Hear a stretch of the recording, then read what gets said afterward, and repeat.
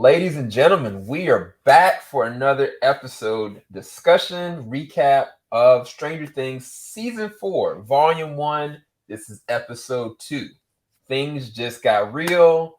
Some deaths just happened last episode. We're going to talk about Episode 2 and all the in-betweens of that, how we're feeling emotionally about it. Some characters we love, some characters we don't. But either way, we're going to give you guys the nitty-gritty. I've got the whole crew back. What's going on, ladies and gentlemen? How's it going? We're here. Can I just say that I haven't seen anyone get hit with a roller skate since the last time I was in Philly. So I have seen someone get hit with a roller skate before, but I've never seen one. So not since the last time I was in Philly. Philly? Okay. Yep. Okay. So I'm gonna ask y'all this as an icebreaker. Do you guys feel like Earl Girl had it coming? Yes. Yes. Hell yeah. Yes. Very much so. Look, Yes. I not wanted only all did she four have it- wheels to hit her. in the nose. In the nose. I needed some spray. Going on. And everybody that sat there and watched that happen, they all deserve to get it. Yeah, they all deserve to get it. If she Right. had The whole powers and squad she need to murked get them beat. all. Yeah. The whole squad need nosebleeds. Like you So will in never, other words, none of us need powers with what they're saying, man. Pretty much. never. It's probably a good thing that Elle did not have her powers because Angela would have been dead. Like Homegirl would have been dead. Her crew, that she would have whole been rink. carried. She would have been carried on them. That For real, whole for real. rink did not save her, did not stop it. They all laughed. Her boyfriend trash. He like Oh yeah. Facts. She Facts. yeah. You come in last minute, sir. Right. He put his I feel skates on. like- He kept his skates on to go to the go get That your ain't doing shit. You could have brought her out of the ring, sir. You didn't have to have her still sit there. Trash. Or sit in there. Trash. Yes. Right. I feel like you season 1 Mike would have done more than this season Mike. Okay. for And real. he's trash for treating Will like trash. Okay. Mike, Like that whole so- friendship yeah, is Mike- like dead since last season. Oh. And it's like yeah. Mike Bimbasutta, all these first 2 episodes, Mike, he mid. I don't know why. He should be single. He should be single. Like as soon as I saw the stick connect with somebody, I've been like, "Yo, go get the car. We gotta get out. We gotta roll." You gotta go. you So, might as well okay, have just hold on. stayed his ass home. Okay. Oh, hold on. We gotta. Okay, What did you do? wait. Business, bitch. I'm How sorry. you going? First of all, Hold on. how you gonna No, fly somewhere reel and it then in. get mad at the people you went to Reel it see? in. Like, why get on the plane? Hold on. We gotta lead up. He to he this. for My the feelings. streets. We gotta lead up to this. 'Cause Mike was gonna be a whole point of discussion because For that the is streets.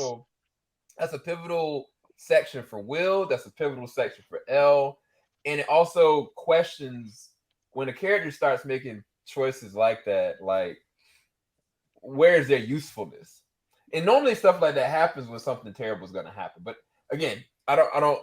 There's a reason why I wanted to wait for that. So this is And he talking looked about like the he lead up. stink. He looked like he stink now too. Like he looked like he got an odor about him.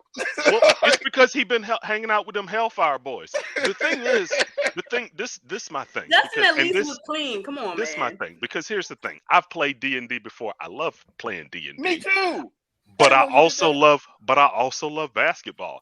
I was mad the moment my man was in the championship and they were like, "Sorry, Dungeons and Dragons, like, sorry, can't do it." And it's like, Yeah, I but, mean, but well, I'm your anyway. boy. Anyway, so But I'm your boy, and I have. I'm asking you for ball to be life once. just once. Once a season. Once a season. Once can ball be life? And they're like, "Nah, we actually trading you for your little sister." Yeah.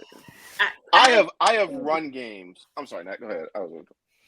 No, I sympathize. Even though I have never played D&D, I can sympathize that mentality. Like, you could have been there for me once. Y'all could have delayed the game. I don't give a shit about Eddie. Eddie's the leader. Yes, okay, fine. But y'all could have delayed the game by one day. Really? It was that die hard? Right. Eddie should have graduated like 3 years ago, 3 right? years ago. Like Exactly. Eddie in his 20s, like, No.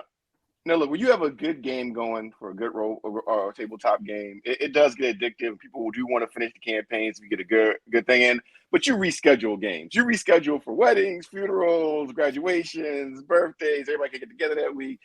They selfish. They some selfish friends. They were some selfish friends to try to put him in that position. And it's not the first time. Not at all. And he was trying to pull him up with him. He wasn't just going for himself to be popular. That's the usual 80s story, right? He gets popular, he just friends behind. He's trying to pull them up and bring them to the party. Right. Yeah. Wait, hold on. Where are we going right now? Hold on. We didn't get a chance to talk about this last episode. Look, I had a hard time in high school, so I'm about to vent. Speak your truth. Oh my goodness. All right.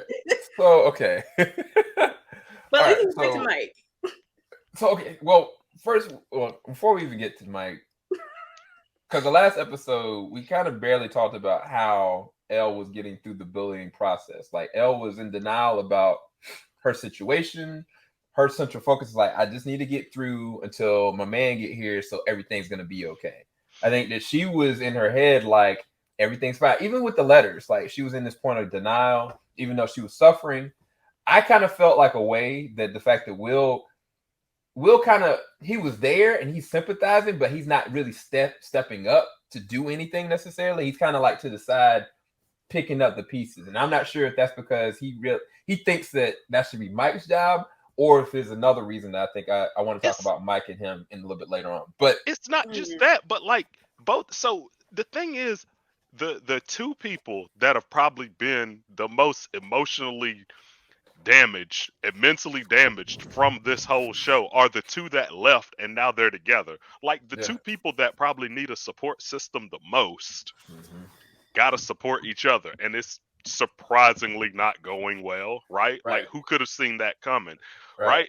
And I'm pretty sure that like Will got a thing for Mike, and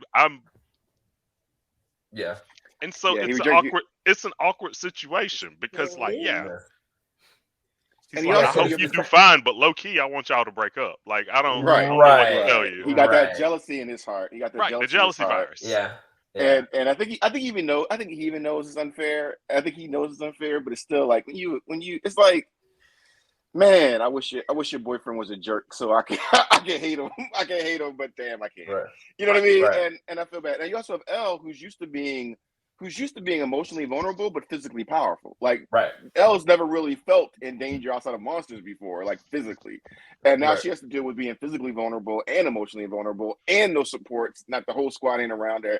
Right. And Will's being Will. And Will's being Will. And Will's just happy to be in the season. Like, he spent a lot of time out of the season. So he's just trying to have a point this season. That's all. Yeah. I'm just happy to be here.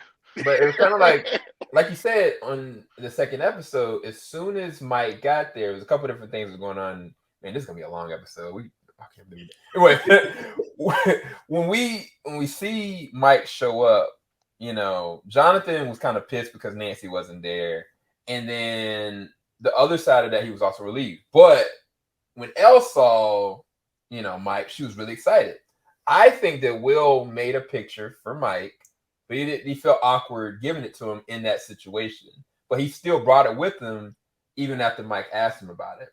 Right. So they go in and it's just really awkward and random.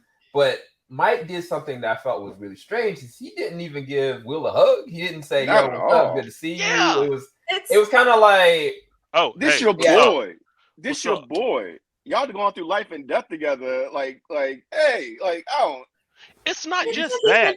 It's not even that it's his boy. I'm like, you live in the middle of nowhere in Indiana. How you gonna get off in California and not be excited? Like, just that. Like, you live in Hawkins, Indiana.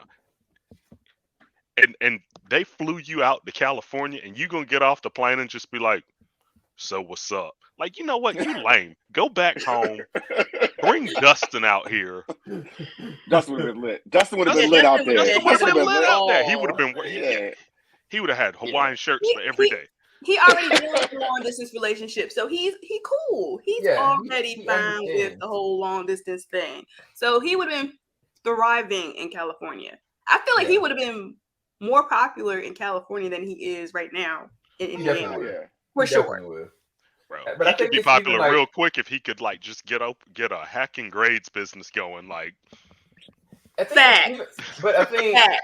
there's something about Mike when I think about the fact that Mike technically is the glue, or it was Will and Mike technically, but Mike is supposed to represent like, okay, we're coming together, But instead, Mike's been associated with just Hellfire.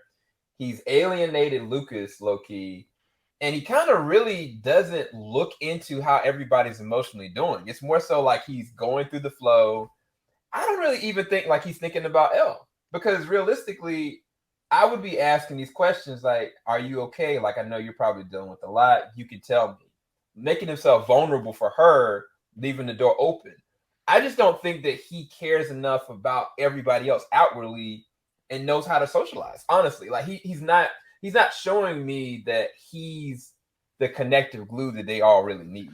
right? Like in the first season, it seemed like he was their Red Ranger, right? Right. And now, ain't nothing there. It's like, well, who are you? You're like the least interesting person now. It's like he saw Elle and saw no one else. Like, granted, he was still concerned for Will, but it's like even in season 1 and then season 2, he did care for Will, but he was still focused on Elle because they were like together. And then it got even worse in season 3. So you're still seeing a pattern of his focus on Elle.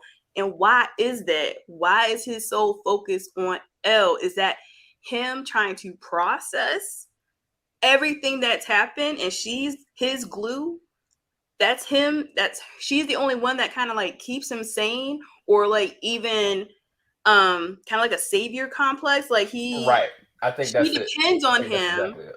So it's like he's fine with that, and then he doesn't really need anyone else. Mhm. And it's like, yeah, like you said, it kind of sucks that their relationship kind of like had a downward spiral, or slowly getting a downward spiral because of his sole focus on Elle.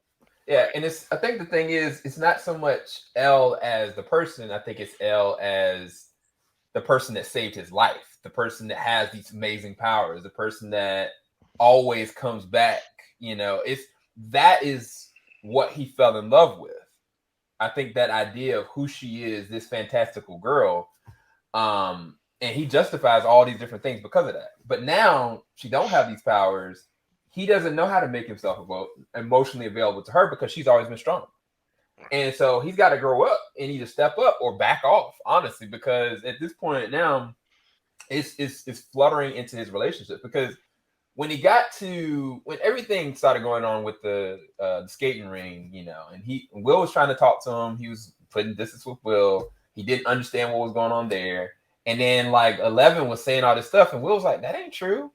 And I'm like, he didn't even question it. Like he didn't question what Will was saying. And then when those girls came up there and they started saying whatever, they pulled Elle away. I'm like, bro, you let your girlfriend just get taken away? Didn't know where the heck she went.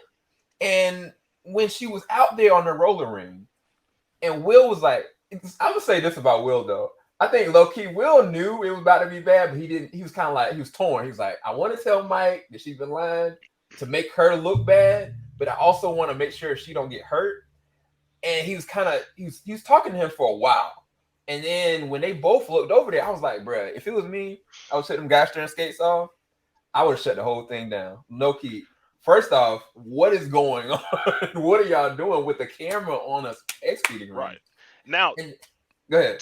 To be fair to be Will, fair. to be fair to Will though, I will say this about him. Not Will, but to Mike. To be fair to Mike, 11 been lying to him about her time there the whole time. So he didn't know she was getting bullied. He didn't know how bad things were. And so from his perspective, she is like, "Oh yeah, those are my friends." And all of a sudden, she hitting her with a roller skate. And he's like, "Wait, I thought what just happened?" But at the same time, Mike the whole time has still been like, you know, that guy at the party where you try and make conversation with them and they just end everything in one sentence. It's like, "Yo, man, how's it going?" "I'm fine." Right. "How's the food, man?" "It's good." Okay, so the thing with Mike though, is one thing when you're on the phone with someone and if you read their letters. it's another thing when you're in person. As someone who's been bullied, you should be able to read the room. Right. Right. That's true too. So That's true it's too. kind of You're like right. you You're didn't right. feel that. You didn't feel that at all, or were you just so wrapped up in seeing Elle for it's been a minute since y'all have seen each other, and you're just excited about her showing you this. It's kind of like, again, you're narrowly focused that you're just ignoring everything else. Right. I wonder if there's a part of me that wonders if Mike is upset because it seemingly looked like they were actually enjoying their life without him. Like, I wonder if he was upset because when he got there, she was like, "Oh, this place is beautiful. Oh, we come here all the time. Oh, we do this and that." And he's like, "Wait, you been out here thriving while I've been in Indiana? Like, you out here being happy without me? Is that what I'm seeing right now? You just gonna eat chicken? You I gonna eat can't even chicken give while I'm in Indiana?" I can't give Like, him that much credit, bro.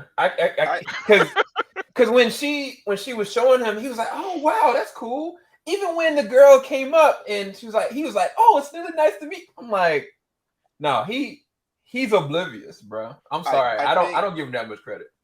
I think that what we usually have seen, like you said, there's a difference with him being the team leader, him being the Freddy of the group, of the Scooby Gang type of thing. And now he's showing some teenage selfishness, right? He can't see beyond his own perspective, his own needs, his own wants. And I think that what it could have been is you ever like not idolize, but you like somebody so much you can't imagine other people not liking them or treating them kindly. So it's kind of like, oh yeah, of course you're having a good time. Who wouldn't want to be your friend? And you know what I mean? And who would be mean to you and stuff like that. So I think also if you said you played D&D, right? If you're known players that the game becomes their life in a way, like they're all about that world. There's nothing else outside of it. oh yeah, like they're actually think they're like a druid, and I'm like, nah, man, you got bills. Like, yeah, but their whole life revolves around the thing, and something, and we don't, and what it might be, we might not care if someone's whole life revolves. No, we do. If all you are is a fan of basketball, and you're not paying your mortgage, you're buying tickets. That's a problem, right? Right. I would really be curious about what Mike's grades look like and what Mike's because it seems like he is just into this world now, and everything else, this is the priority in his life. So it comes before his friends. The only reason Dustin's getting away with it because Dustin is like about that life too. But Dustin has outs too. He has a good relationship with his girlfriend, his mom. He's personable with Steve. Steve. Yeah. Like hanging out with a grown man. Yeah. Right. But Mike doesn't have that. Mike's all about this is his world. This is what he's been like that since he's a kid. That's the thing he grafted to. So I don't know. That's just what I saw. It just seems like he hasn't evolved as everyone else has. Right. To a degree. I feel like he's still in the mindset of season 1 Mike, but everyone else has evolved since then. Yeah. Which is crazy because Will wanted to still be stuck in that world where they all wanted to talk about girls and stuff. True. And now it's like Mike is stuck in that world where everybody else is like, no, we got next level stuff to be doing, man. Yeah, it was like that last season when he destroyed their little hut. He was really like sad that things have changed so dramatically. Yeah. And I think it was a shock for him. And maybe it's because he's been dealing with so much ish in season 1 and season 2, missing and then getting possessed. It's kind of like, can something be the same? And it's not. So I feel like he's been trying to at least reconcile with that. And I think moving away has maybe hopefully helped with that. But then it's like his relationship with Mike has still been strained. Yeah. So, because he's dealing with like some changes himself. Like he's trying to reconcile like how he feels emotionally with Mike. Well, that's what my suspicion is. I think that he has emotional connection, and he likes her. I really think he likes her, and he doesn't know what to do with that because when that girl was the first episode was trying to like touch the little black girl was trying to shout her shot. She was shot down hard. I felt so bad. She was like, I was like, dang, Will, can you at least give her a little something? But I do want to ask you guys it out before you reject it. I wanted to ask you guys about what Mike did at the end of this episode with Elle, because I think that was one of the things that bothered me. One, Mike went to the DJ. Was like, turn it off. Instead of going out to the ring with the shoes off and getting the hell out of there. I was like, that was dumb. Yeah, Whatever. like the music's the problem. What's the music? Like, get the gosh darn camera, dude. Take the camera and smash the camera, whatever. Anything. But anyway, so all that transpires. He goes out, tries to run out the L. He couldn't get past the crowd. She got away. She's processing everything in her head, and she's getting these flashbacks like, yo, she heard what they were saying behind the veil, and she tried to confront him. She's like, I need you to apologize. And then she said something smart about Hop not being there. She was done after that. She snapped. And so she got the closest thing she, and this is anybody that know when somebody's off, whatever the closest thing they can grab to hurt you, that's what Elle did. And she slammed that joint in that girl's temple. I thought she was gonna die, to be honest with you. I thought her temple was gonna crack like that, and she was just gonna go. It was a bad gash. And so it was bad. It was worse than what I thought it was gonna be. Like I thought it was just like, oh, she tagged her up once, but I was like, or maybe broke her nose. She leaking bad. Right. I was like, she could have brain damage over that. But anyway, no, she gonna have a scar. She gonna have a scar. And I hope that scar reminds her. Right. She's gonna have a couple stitches for that. Right. So keep my dad's name out. But seriously, she felt low key. That's so appropriate. Very appropriate. I don't advocate violence, but I think some people feel a little too safe, and I think she felt like she was California dreaming. Yeah. Angela's been getting away with that ish for a minute, and then Elle knocked her out. Right. Yeah, but now we're gonna deal with them like Elle getting in trouble, her getting the sympathy for being attacked. Like, oh, not the whole. What was weird to me is the crowd was like, oh, whoa, that wasn't like the crowd was like that wasn't called for. What is this happening? Like, oh my, y'all saw. I get it's the '80s, but they sat there and saw her being tortured. I don't know. Right. I feel like there should have been at least one person that had some sense and be like, what are y'all doing? No adult said nothing? You're kidding me here. Dude, first off, it was the 80s. No adults out there caring about any of that. Adults ain't do it. But Mike and Will should have been on. But Mike and Will that's what I'm getting to. Bowl. And if he lost the fight, they lost the fight. But y'all went through hell together, man. That's disappointing. So no, this is what I was trying to get to as far as with Mike. Mike said, and I think I'll quote it. He said, "What did you do? Elle, what did you do?" I'm like, Ninja, what you mean? What she do? You saw what she did. You need to get her out of there. What you asking a stupid question for like that? Right. And so, and Will didn't even speak. Will kind of looked like, yeah, we need to get out of here.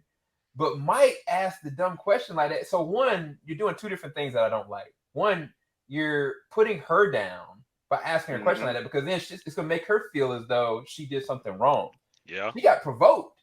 But you're the person that she looks up to and needs comfort. Like she needs you to give affirmation that, you know what, I maybe should have handled this wrong.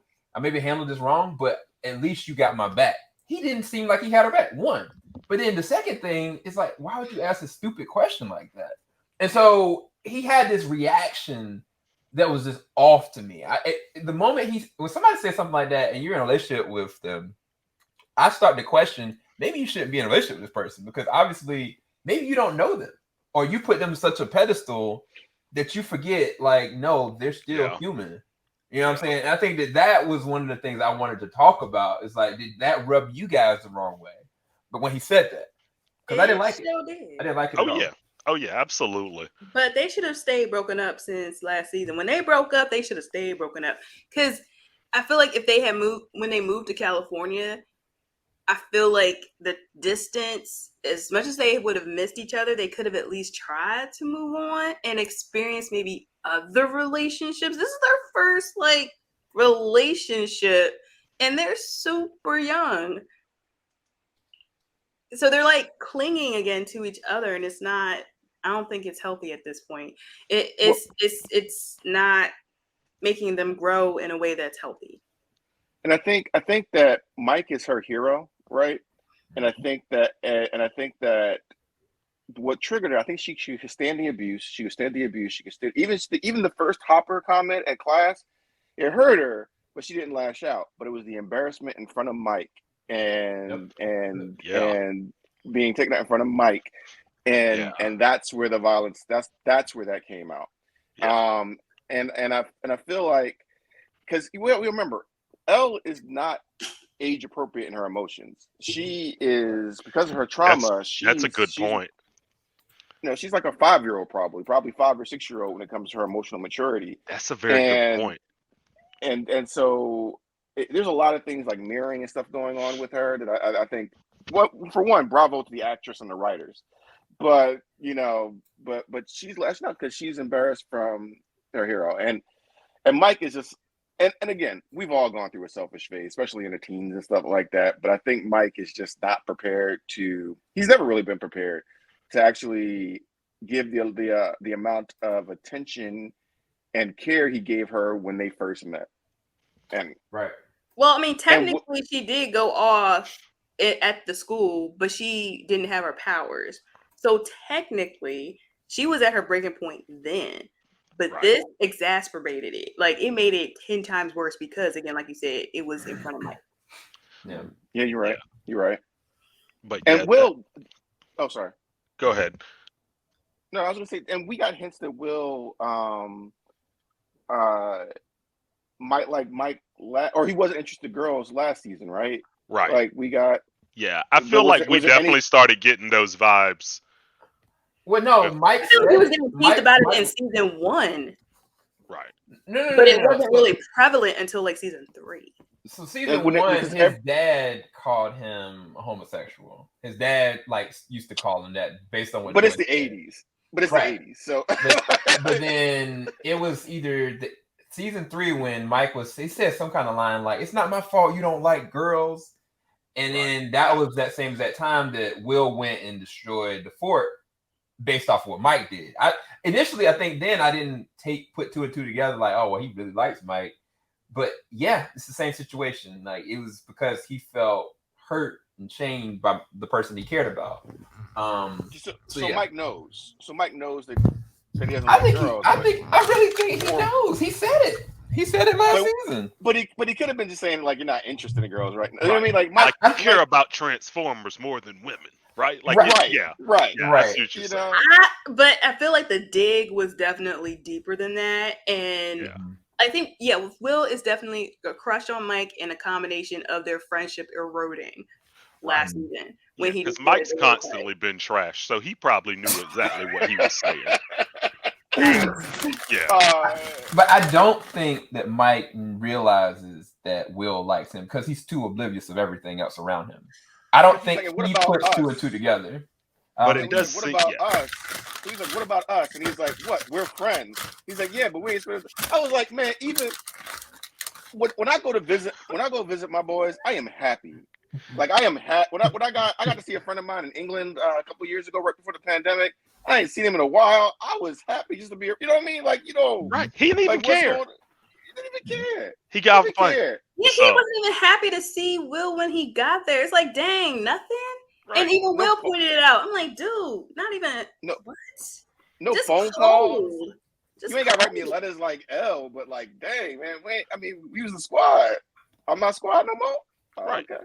Like, what's with this loaf-bread personality all of a sudden? Like, what's wrong with you? All right, so that's enough attention on Mike. I did not want to. Oh, and let's not get into the whole calling 30 thing. minutes. Like, he brought it up. He's like, "You ain't call me." Yeah, right. You know what? Why you ain't reach out, Negro? You ain't reach out. It goes both ways. Trash. He for the street. Let's be done with Mike. That's all I had to say. Sorry, let's move on. In the trash. All right. So the next point of contact is the first person that showed up in this episode, which we saw that survived was Mr.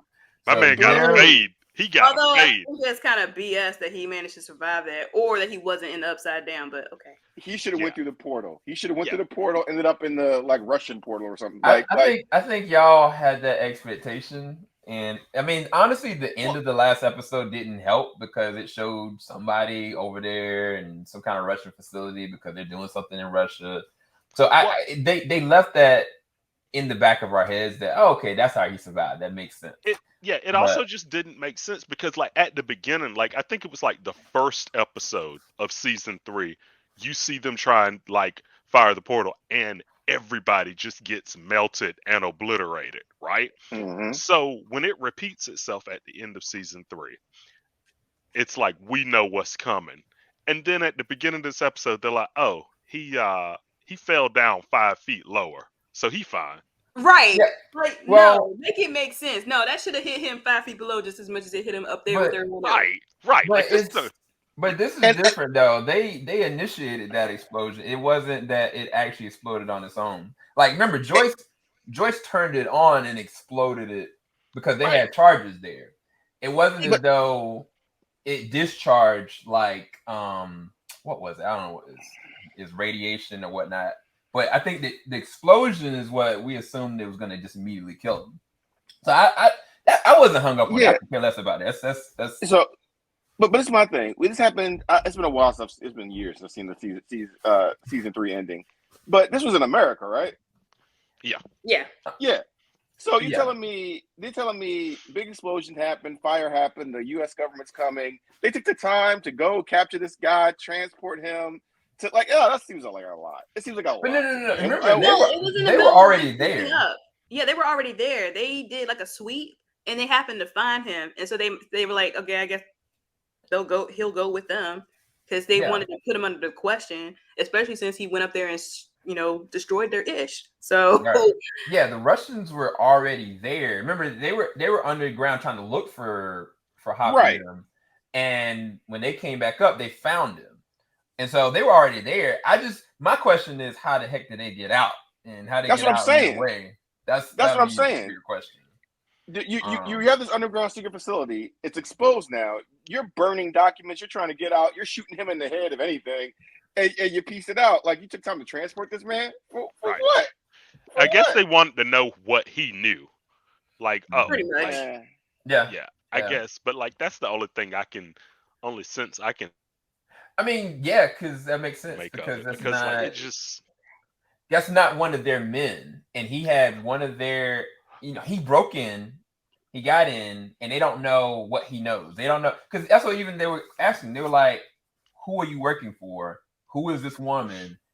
How did you get here?" I think it really was about information, and that makes sense. Like they could have easily put a bullet in him, but then they would never know, how he got in there or why. Wanting to interrogate him makes sense. I'm saying is that your secret facility just got exposed in the middle of U.S.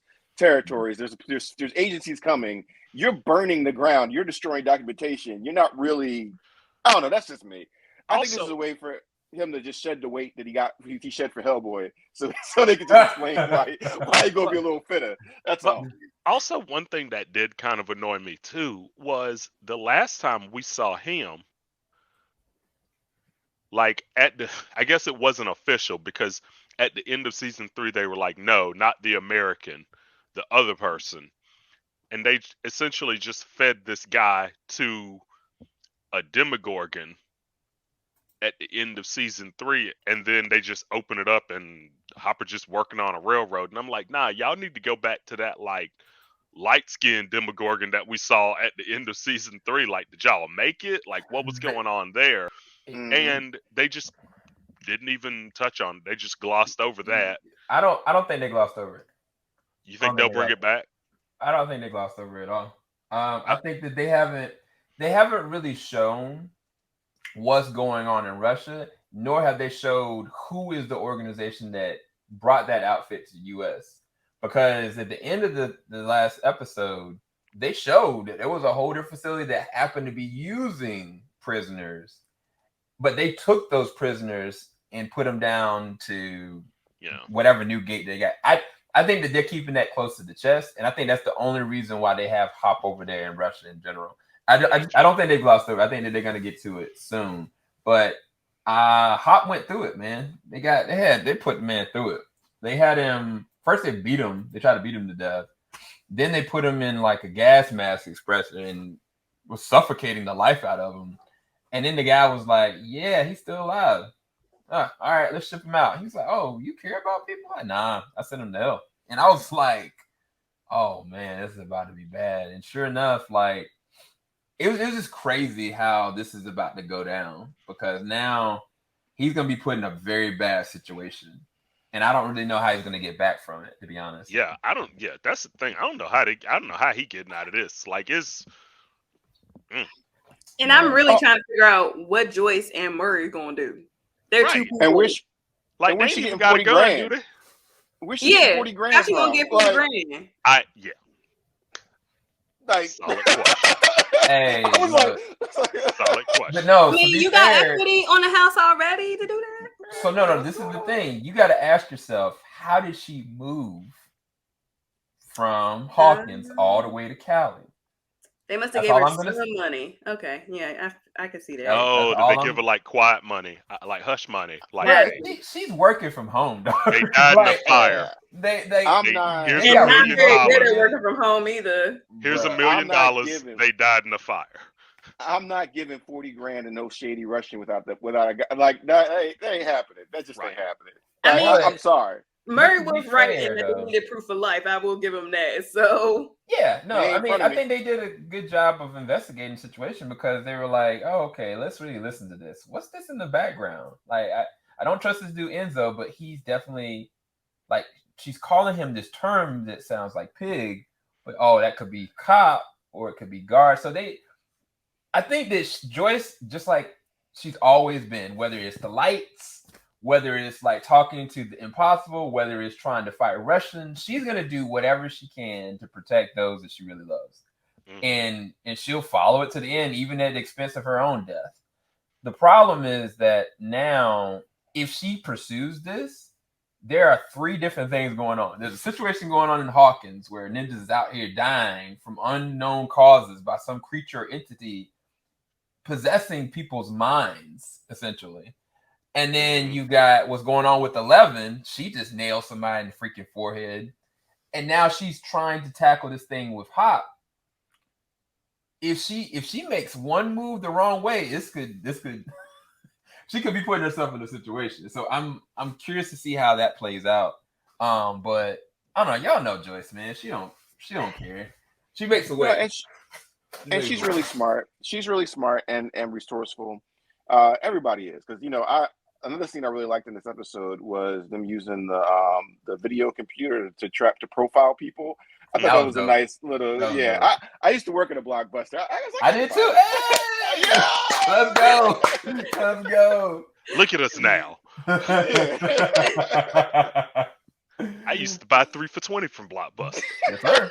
So I got all of these. Yes, sir. Shoot, I should bring one of those. I got my Blockbuster I got some somewhere. Blockbuster stories to tell y'all, but I can't say it on the air, at least not on this channel. I definitely can. And Keith knows where I used to be a Blockbuster person at. Like in our city, we can't. No. I worked third shift at Walgreens on the bad side of town, and I was a cashier. So we can have a special where we just trade stories. Man, I wish I did low-key work at Hollywood or Blockbusters, man. Sign up for the Patreon. Y'all can get all these backdoor stories. Hey, you know what? Special Q&A session. Blockbuster Q&A. Let's go. Right. But yeah, no. As far as with Joyce, man, like I just love how loyal Joyce is, man. Like she tries, but it's like when she becomes obsessed and tries so hard, she misses out on something else, and she's about to miss something deep with this whole situation with Elle, and she has no idea what's going on with Hawkins. But one thing I love about the Duffer Brothers, they always find a way of bringing everybody back full force. But it's just weird because you got somebody literally in a different country, other people there in another part of the United States, and then they're in California. So it's like, how does this all work? Right. But yeah, I guess the next thing we go ahead. No, I'm saying the poster has them all in different locations, walking towards like a portal-like thing, right? And I guess we're assuming that there's a Russian portal. So I mean, if all these places are connected in the Upside Down, then it's possible, right? It's all the same. It's a little small on my screen. So that's one in the town, right? That's the first one. Mm-hmm. What's the second one of? That looks like the clock that we keep seeing when everybody is in the woods. Yeah, that's Hawkins. That's Yeah. Hawkins. Then we have 4, which is this facility Elle grew up in, right? It That's looks what it like looks like. that. And then the other one looks like the Russian And the guard. So location with somebody. So and yeah. you see the little light. You see the little light, the hole in the ground from if y'all play Dead by Daylight, the Demi Gordon portal. Like, yeah. So I mean, so that's a way. It's possible. It's possible, but I'm talking about more so like even not even just getting there, but the story threads. How you gonna make these story threads? Yeah, because they kind of did the same thing in season 3. They kind of like went their separate ways, but eventually got together. But it was kind of like, how can y'all not try and find out what's going on with the kids when you know this issue is going on? Like it's kind of like, did y'all really make sure the kids were good before y'all went off and?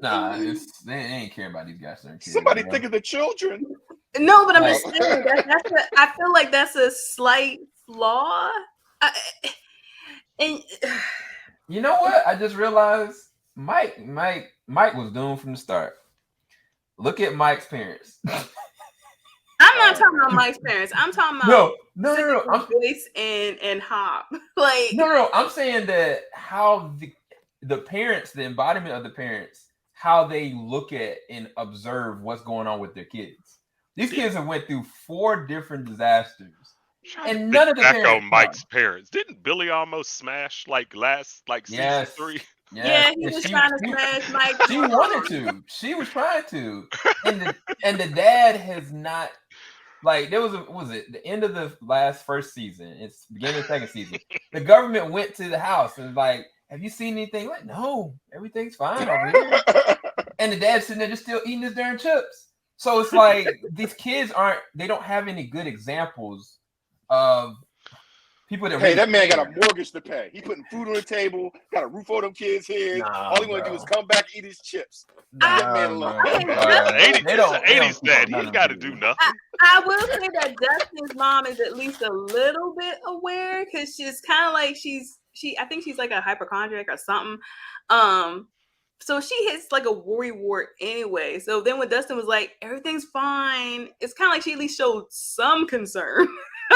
She was concerned, but it wasn't like, no, Dusty, what do you know? You know what I'm saying? Like none of them, all the different parents hit that weird 80s demographic of like, oh, well, this is what I'm doing, this is what I'm doing. Like even with, we're going to talk about Max in a little bit. Like her mom's dealing with a couple different things. She's dealing with trauma because of the husband. She's dealing with trauma because of what happened with Billy. She's got a drinking issue, and she's also trying to work to put food on the table. And she also probably realized that Max is dealing with like a lot of depression. And so I can understand Max's mom not figuring out stuff, but at least Max's mom was there. Like she's kind of like, oh man, well, something's going on with this dude Eddie. He's always crazy. At least she's observing enough to know what's going on around. But we got to talk about Eddie and Max, because I think that those story threads work hand in hand. So Max, we didn't see it off camera, but Max did see Eddie leave. We talked about it last time. Max saw Eddie leave, and she heard him screaming because she was describing it to Dusty. Because Dusty was like, yo, first off, why are you coming to me talking to me about this? Why didn't you tell the police? And why do you believe Eddie did it? And she started wheeling over in her head. She was like, right before he started screaming stuff like that, I saw the lights flickering.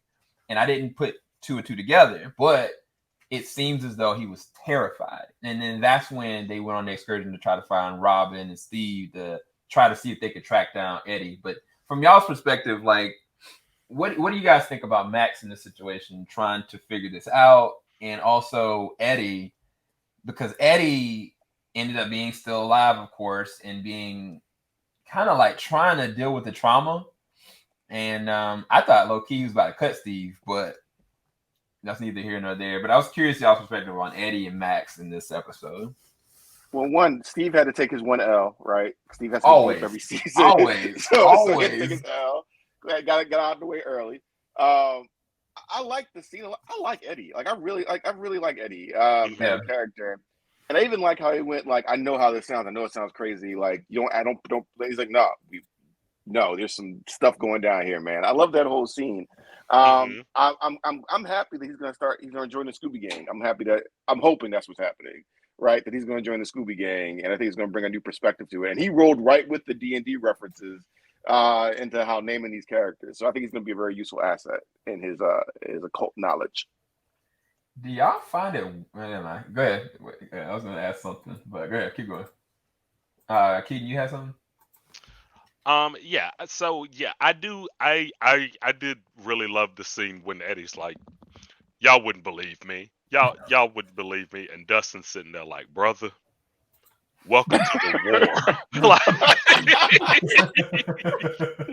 he's like, "You've been drafted into a shadow war." Like, it's just Right. like, man, you don't even remember that mall. Remember that mall fire? I got something to tell you. Like, yeah, it is.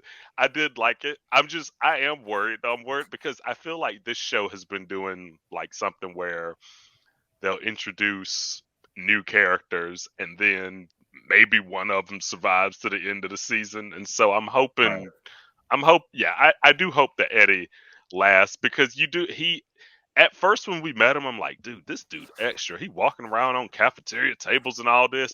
But when you see him interact with the girl, the cheerleader, it's like, oh, he's actually a nice guy. He's pretty down to earth. There's another side of him. And I'm like, wow, he's already more interesting than Mike. Let's keep him Right. around. Hey, Mike has reached the killing age, right? They wasn't gonna kill the little kids, but these kids are now killing age. He can be washed. He can be washed now. So, yeah, I do think that the way that they're playing Mike's character, he's so disconnected. And I feel like when they do characters like that, they build them up to understand and get a real life lesson right before they kill him. Oh man. And I'm not gonna lie to you, like if Mike did actually die, like one of the kids actually really did die, the foundations of the whole entire group is gonna be shattered. Irregardless of how much Mike is giving to the group, Elle would never be the same. And I think every other friend and all the other ones, I think that they would all be drastically affected if something like that happened to Mike. And maybe that's something that needs to happen. I mean, I hate to say that like that, but for the story's sake, it'd be very fascinating for them to really deal with an actual collective loss with something like that. This is what I will say. I do hope that they don't kill any of the kids off and the thing is, I know that realistically speaking, yeah, more than likely one of them should bite it. But this has never been a realistic show. It's actually been, even though it's dark and pretty brutal, it's actually been fairly wholesome. It's actually been like, oh, like the kids are still together. This is just them growing up. It's just been a crazy childhood. And I think it would be bad if they were like, hey, we've been watching these kids grow up and all of them aren't gonna. I'm like, okay, we seen Harry Potter. We know that. We know what happened. We've seen kids die. Like, just let them be happy. Let them be happy. And so I hope that we do figure out what is going on with Mike, but Elle's lost enough. Like I don't know, man. She'll get Hopper back. Look, this is the show that killed Samwise Gamgee. I think we can You killed Sam. Well, see, Right. I knew that was going to happen from the start because I already knew they were eventually going to try and put Joyce and Hopper together. So I'm like, if y'all going to do that, I know what's going to happen to Goonies over here. Like, it ain't going to end well. It ain't going to end well for him. Yeah, he in the wrong building. But it's just something about literally was in the wrong building. The tone this season is very different.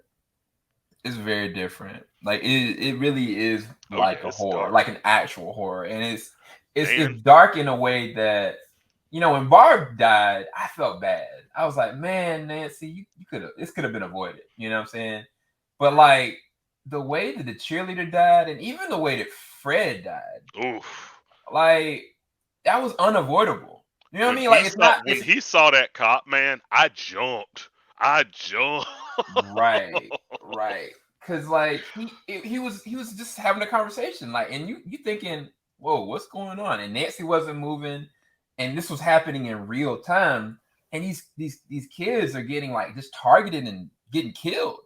And like before, when Barb died, I think that's the reason why I brought up Barb. We all can say that it was Nancy's fault that Barb died, but I can't blame Nancy for Fred dying. Yes, she went out there reporting and stuff like that, but she didn't like put him in a bad situation. She in broad daylight, he was just gone. Oh no, nobody knew Freddy Krueger was out here. Right. He went to the woods by himself. He went to the woods by himself and with a murderer technically on the loose. Like, they were supposed to stick together or at least meet up at some point, because I guess she let him go off on his own to try and question people, which makes no sense. No, she turned around and he was just gone. So remember, initially they both went and questioned people. They came back together, right? Because he was like, "Yo, those folks with that flag, I think it was a Confederate flag. I don't like them.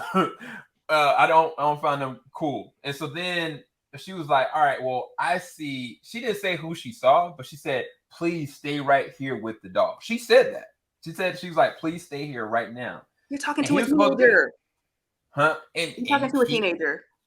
No, but I'm saying, nah, bro. Like yes, I mean he is, but all he had to do was just stay there. And to be fair, I really can't blame Fred either, because his mind is being manipulated. Right. He isn't even coherent in seeing anything. Because the fact is, like, when that whole thing with the cop, I was sitting there thinking, yo, his freaking face is bleeding. Right. Like, what is happening right now? And then he's sitting there touching his face, and Nancy's like, what's going on? Even if he tried to explain that to Nancy, from a normal perspective, nobody would believe that. Like that sounds crazy. Did we know about the crash? I can remember the crash. Did the crash happen in one season? No. They have just like the cheerleader. They haven't shown with this person. They haven't shown why or how. It could be. Honestly, this is what I think. I think that it was the mind flare, probably going down the street, and somebody's car got totaled, and he got out, but the other person probably perished and died in the crash, because it doesn't make sense. Like, it was just a random car that was upside down and it was on fire. I'm more inclined to believe that when the mind flare was actually going through the woods and stuff like that, it probably killed somebody. And so I think that's another connection bridge, possibly. But that kid was just getting tortured, man. Like, when he saw the coffin with the Geistern clock on it, I was like, this is about to be bad. And then he turned around, he see all these freaking dead people around him. Like, I was like, this is horror fuel, bro. Like, all because he was trying to shoot a shot at Nancy. If he wasn't trying to shoot a shot at Nancy, he'd be all right, because he was like, I'm here. He ain't. Little man was going in. But he was just trying to investigate the joint. He was just trying to investigate. He was shooting a shot. He was trying to investigate Nancy. That's what he's trying to investigate. But man, the thing is, the thing with this big bad this season though, like, he's brutal. Like, these deaths are absolutely brutal. I'm telling you, like, they get freaking pretzeled and just dropped. I'm like, whew. I think this mind flayer, whoever it is over it. Because I feel like he's like, I tried to mind control y'all.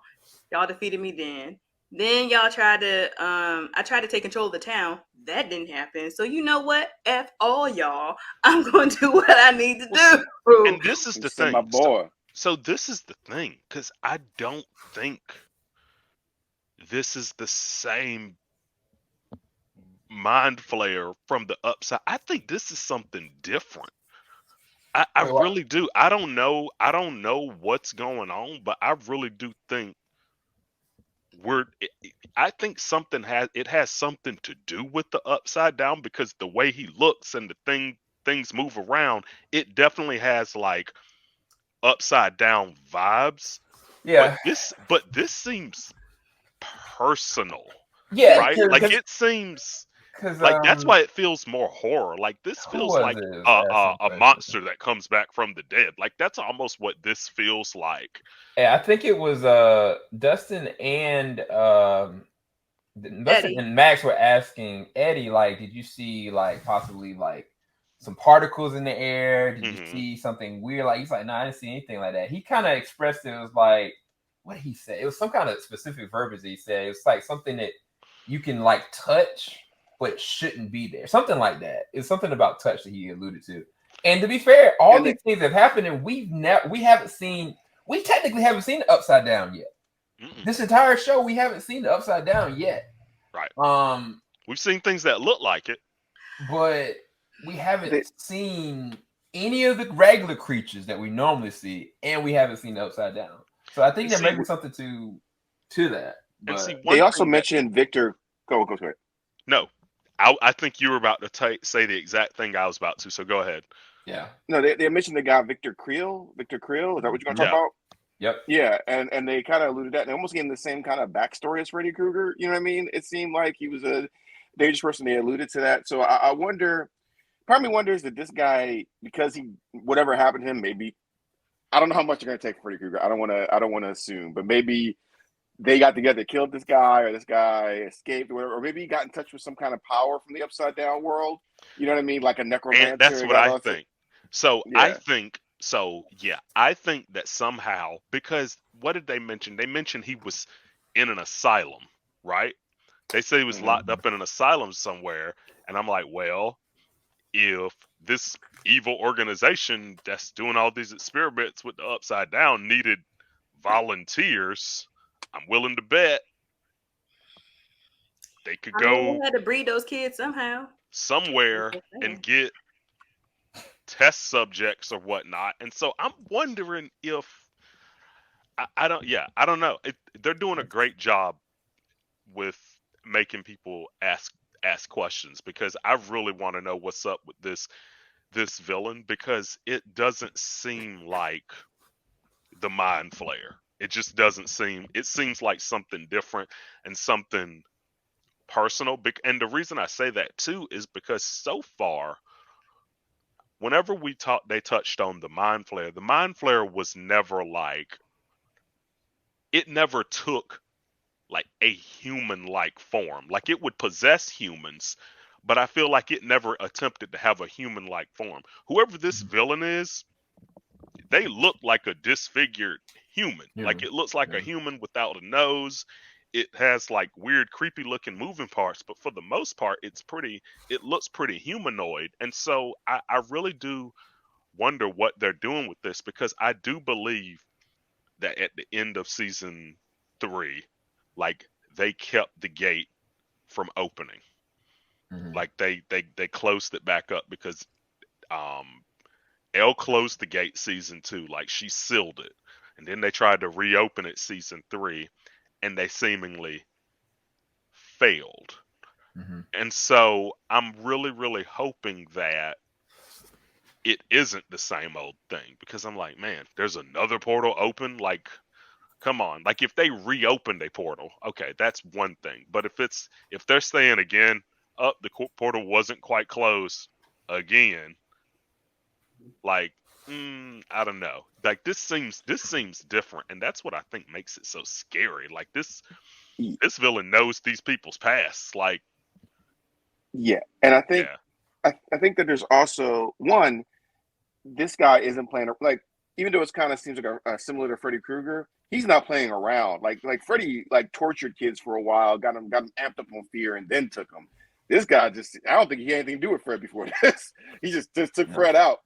The other thing is, a lot of this stuff is based in Lovecraftian horror, right? So you have the big cosmic deities, the eldritch horrors, but at sometimes they can seep in and into our world. And there's one story that I think it might be the Eldritch horror or something like that, where the Lovecraftian god had children in this small town, and then when they got to see their true form, you saw how grotesque they were, but they had these like certain mental powers and things like that. So I wonder if Victor Creel is connected that way at all, because this reminds me of another story from Lovecraft. So I don't know. It's just a thought. I think that's an interesting point. They can do combining the Freddy and that story, because Victor Creel, there's a reason why they're mentioning Victor Creel, like for real. So it wouldn't surprise me if there's some form of reference and he's getting revenge on, because Fred and Chrissy have some form of connection. They've suffered through traumatic events, but how are those events related? Yeah. Wow. And how long ago are they?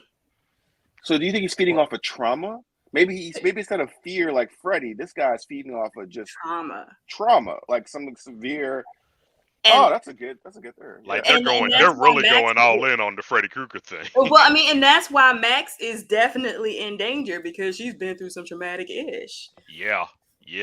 So I like that.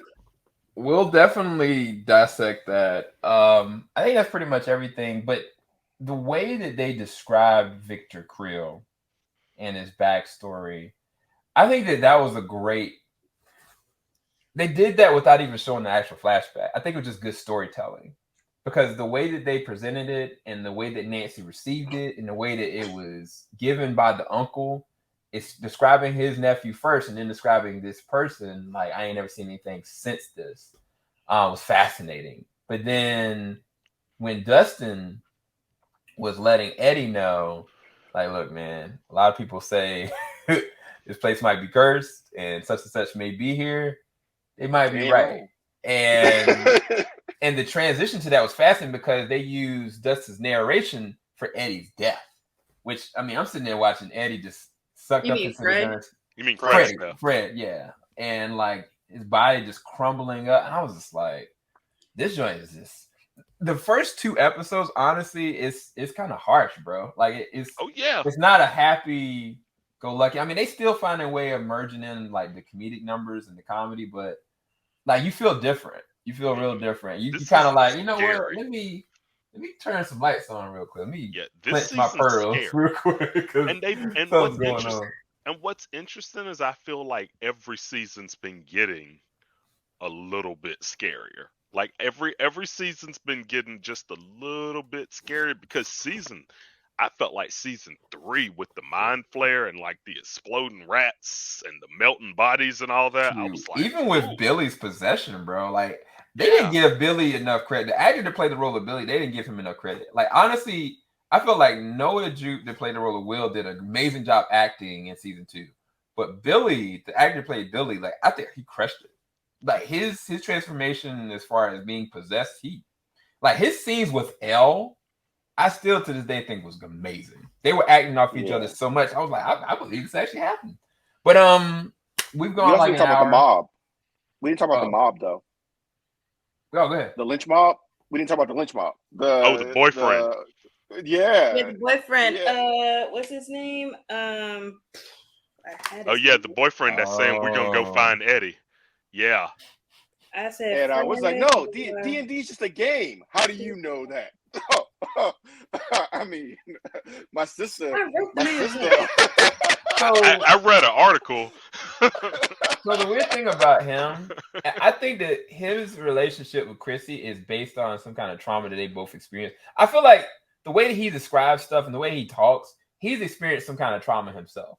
I don't know what it is, but he had made a lot of his world codependent on Chrissy. And that's why he just kind of like Mike, he didn't notice that Chrissy was suffering. Like he was like, this is my perfect little semblance of this. And so he wasn't there for her. And of course she suffered and she died. The moment that man found out that she was dead and went out to them woods, I was like, yeah, he about to crack. I was like, I felt bad because honestly, the cops, to me, in my personal opinion, I don't know if you guys disagree, the cops shouldn't have presented this to minors without the parents being present. Like, even down to the question, because they're minors. It's the 80s. Even if they were implicated in that, there should have been a parent present to let them know, okay, you can allude that something is connected with Chrissy, but you shouldn't tell this man that. Because then you're leading it down a downward path. And sure enough, like, he exploded. Like, it was like, yeah, nah. He made the thing that made sense to him. Like, all right, it's got to be Eddie because Chrissy wouldn't do drugs. Chrissy would never do this. he's trying to make sense of the situation the best way he knows how. In other words, he lets everybody conform to him and goes and does it. I was more pissed when Lucas was like, bro, I don't know what to do about this. Like, Lucas, you better take your butt out of there and get out of there. But he did the right thing. He did the right thing. Now he should leave. Like, he can't, like. I think he was trying to bring what do you call it? He was trying to make it make sense. Like he was trying to bring common sense into the picture. It's like we're running off the handle here. We don't know everything yet. So please, can we not go off the handle just yet? You've only talked to the cops once, and it's like one of those things where people automatically think someone's guilty off of the very little information. So it's kind of like just because Eddie was the last person that was with her doesn't necessarily mean that he did something. Now, granted, 9 times out of 10 it is, but in this case, we know with 100% certainty, and because Lucas knows that weird ish has been happening in this town and he's experienced it, that's why he was like, okay, can we calm down just a little bit? I mean, we don't know everything yet. People love a lynch mob. People love a lynch mob. Exactly. But is it on the cops? Honestly, though, because the cops, the new sheriff in Turk's defense, I was kind of like the first episode. I think it was this episode when he went there. He looked and he saw the body. He was like, he was calling somebody, and then the government sitting there just listening, not caring, and doing everything in the world. He's like, look, I need somebody to tell me how and in what way possible something like this could happen. Because you got to make sense. Like, if you know this body is bent up in such a way in such a short amount of time and it doesn't make sense, why are you questioning these minors? Like, let's get somebody in that can really make sense of this. And so I think that comes down to, like, the professionalism that Hop was. Like, Hop was a good cop. Like, you can say whatever you want to about Hop and his decisions, but he was a really good cop. And I don't think that he would have handled it this way. And I think that to me, is what catapulted a lot of this dissension, because now it's going to be a bad situation on a different front, because now you're going to have civilians out there doing what they think is the best thing. When really they could go and get killed out there. Teenagers at that. Teenagers, especially. It's bad enough that people were already gossiping at the trailer park. Yeah. So it probably wouldn't have been long before those rumors started circulating to the boyfriend, but the cops didn't help the situation by revealing information in the case instead of just asking just general questions like, when was the last time you saw Chrissy? They were starting good with the party, but then they kind of like veered off. Like, did you know that she was doing this? Did you know that she was doing that? Like, no, sir. Leave that out. Because you didn't even reveal who the dead body was. You just revealed who the dead body was indirectly. Yep. I don't know, man. But, yeah, no, this is... what do y'all rate this episode? Closing thoughts, what do y'all rate this episode? I'm giving it an A. I'm giving it another A. About a B+. It wasn't as, I mean, I liked it, but the first episode hit me hard. This was still good, and I see its potential to go something else. I think the next episode might have me actually raise this one up, but right now I'll say a B+. Yeah. It's definitely an A for me. I just can't get over the tone. Like, the first episode had, like, those little beautiful moments with the D&D game and the basketball game and the kids being kids and trying to deal with stuff, like Jonathan sitting there sneaking out of his house because he's sitting there smoking some weed. But now, like, folks just out here dropping like flies without any precedent behind it. And L is about to implode or explode. Or go to jail. And Max is trying to make sense of this, and she's still dealing with her own stuff. So, I like that I didn't feel good about what was going on in this. And I love that moving forward, I don't think it's going to get any better. I think it's going to get far worse before. I don't see anything getting better. I think that's the one thing I can say is that I don't see a positive point here. at all. I How do you fight this thing, really? I think more or less this episode, I give it a B+ because I really didn't care about the Jonathan Nancy stuff. You know what I mean? Like that was like the weakest of the storylines to me. Like I don't even think Jonathan was relevant for a while. Like so I don't whatever their love triangle thing is or their love thing is, I didn't really care about. Yeah, and I'm just wondering how he's even going to get involved unless they tell him. Like they're going to have to tell someone about what happened at the rink, and I think Jonathan's like I guess the next best person because Joyce is off trying to rescue Pop at this point, and she's going to be mainly focused on that. So Jonathan's like only the adult here that can kind of like help navigate. And how the hell are they going to get back to Indiana? And how are they going to find out about what's going on that's happening in Indiana? Like, are they going to eventually get a phone call with Dustin? Are they going to be like, compare notes here? Like, what's going to happen? I don't even think Will and Elle have really been communicating with Dustin and Lucas and Max. So how's those relationships going? Because I kind of missed the dynamic with Max and Elle from last season. But of course, with Max, isolating herself, it kind of makes sense. But I feel like at least Elle, if we were going to hear her, write the letters, I would have felt like she would have at least written something to Max, maybe. I don't know. But maybe that's her, childlike focus on Mike. So I don't know.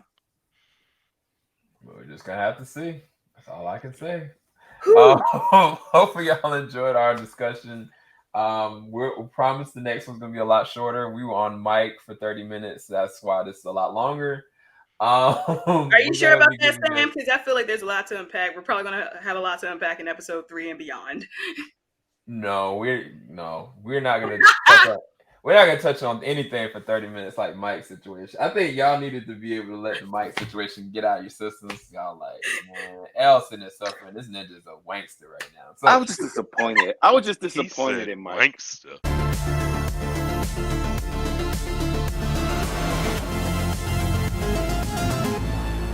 Authentic with the see. All right. Oh, we've been live for 5 seconds now. Look at us. Oh, okay, look at that. Oh, this is I'm editing this, so this is fine. Let's start at 9. It's 9:28. That's fine. Believe it or not, we're actually gonna have an actual dope intro to the. Are you gonna make that first before we start? Yeah, I'm gonna edit it. I'm just gonna go back to playing Halo. Let's go. Not Halo. Oh man, is somebody gonna help me with Halo and doing the discussion on Halo? Because nobody's volunteered at all. But I mean, I remember you asking me. You asked me about Halo. I asked you about Halo. You're supposed to do the sneaker joint. You're supposed to help me with Halo, and then we were talking about Bel Air, but then we were like, all right, we're gonna focus on Stranger Things first. We still need to do Moon Knight. You asked me. We still need to. Yeah, I have noticed y'all have not done Moon Knight yet. So a lot of people ask me about Moon Knight. Yeah, we do need to do that, right? The Disney movie Sneakerella. I just didn't. I don't know if I want my name attached to that one. I just damn. Something about it. You can rip it up. Nah, you can't trash Disney publicly because they petty. They petty. I got another kid on the way. I try to get ball from Disneyland. Right, I got wow. No. All right, so look, what I'm gonna do is when I do this, then we're gonna actually no, I think last time I already had it on, and then I think I did. Yeah, cool. So once this goes through, then we're live. Okay. All right. 3, 2, 1. Falling out the top of the I can see the skyline. 50 mile radius on my timeline.